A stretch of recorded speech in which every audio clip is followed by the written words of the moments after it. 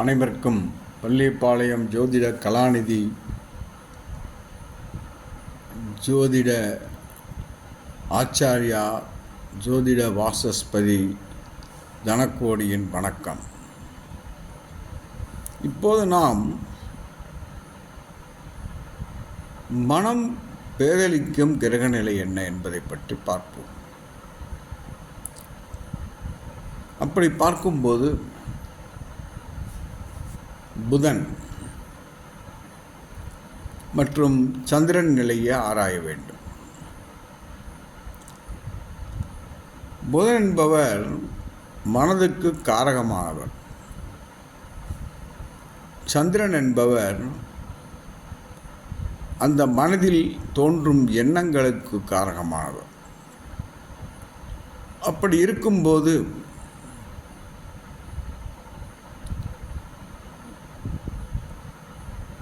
லக்னாதிபதி கெட்டுப்போய் மூன்றாம் அதிபதியும் கெட்டுப்போய் நாலாம் அதிபதி 6, 8, 12 இருந்தால்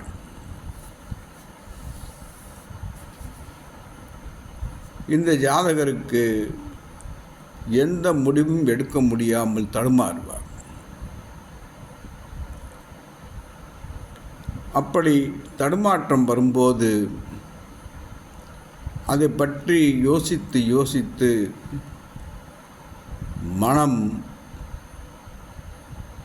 சிதறும். அதனால் இவருக்கு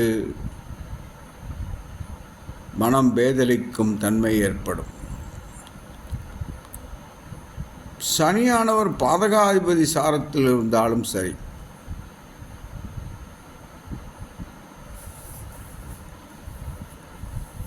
பத்தாம் அதிபதி அல்லவா,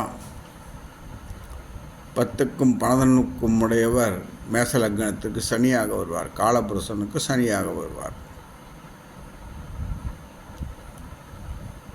இந்த சனியும் சந்திரனும் சேர்க்கை பெற்று 6, 8, 12 அமர்ந்தாலும் இந்த ஜாதகருக்கு வேலை அமையாது. அதனால் மனம் துயரப்பட்டு இவருக்கு மனம் பேதமை அடையும். நாம் பார்க்க வேண்டியது என்னவென்றால், லக்னம், 3ஆம் இடம், 4ஆம் இடம், 10ஆம் இடம், இந்த இடங்களை வைத்துத்தான் முடிவு செய்ய முடியும். நான் பார்த்தவரை ஒருவர் மனம் மிகவும் வருத்தப்படுகிறது, அதனால் இவருக்கு பிரச்சனை வருகிறது என்றால், லக்னாதிபதியும் 6, 8, 12 இருப்பார். ராசி அதிபதியான சந்திரனும் 6, 8, 12 மறைந்திருப்பார். இதனால் இந்த ஜாதகருக்கு மனம் பேதலிக்கும்.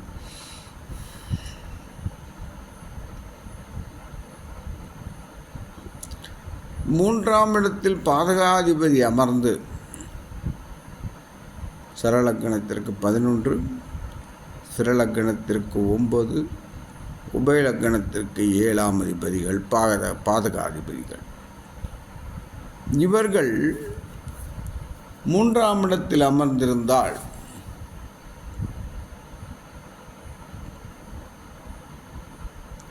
அங்கு மனம் என்ற சந்திரன் நுழையவே முடியாது. அதனாலும் இவர்களுக்கு வாழ்வில் பிரச்சனை வரும்.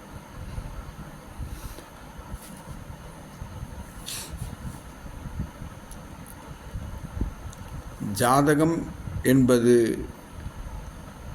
அனைவருக்கும் தெரியும். அதுதான் தலையெழுத்து என்பது. இந்த தலையெழுத்தை மாற்ற யாராலும் முடியாது.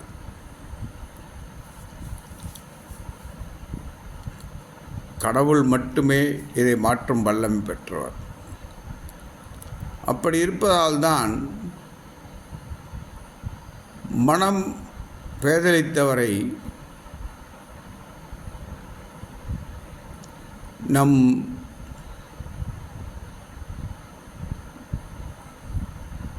திருமுருகன் பூண்டியில் இருக்கும் முருகன் ஆலயத்திற்கு கூட்டிச் செல்வார்கள். இங்கு முருகவேல் அவ்வளவு அற்புதமாக அமர்ந்திருப்பார். ஈசன் சந்திரனாகவே அங்கு ஜொலிப்பார்.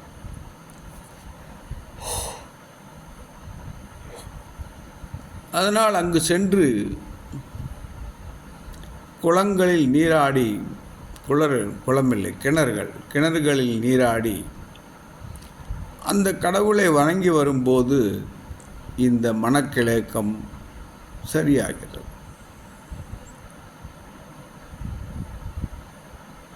ஆகவே இந்த மனம் அதிகமாக வருத்தம் அடைபவர்கள் இந்த திருமுருகன் பூண்டி கோவிலை பற்றி கொள்ள வேண்டும். அப்படி பற்றி கொள்வதனால் இவர்களுக்கு சிறப்படையும். நன்றி, வணக்கம், வாழ்க வளமுடன்.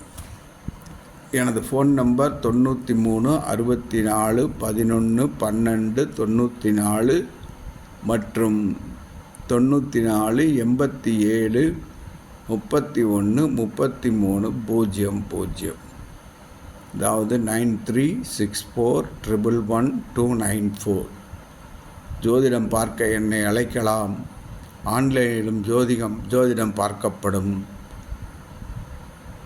நன்றி.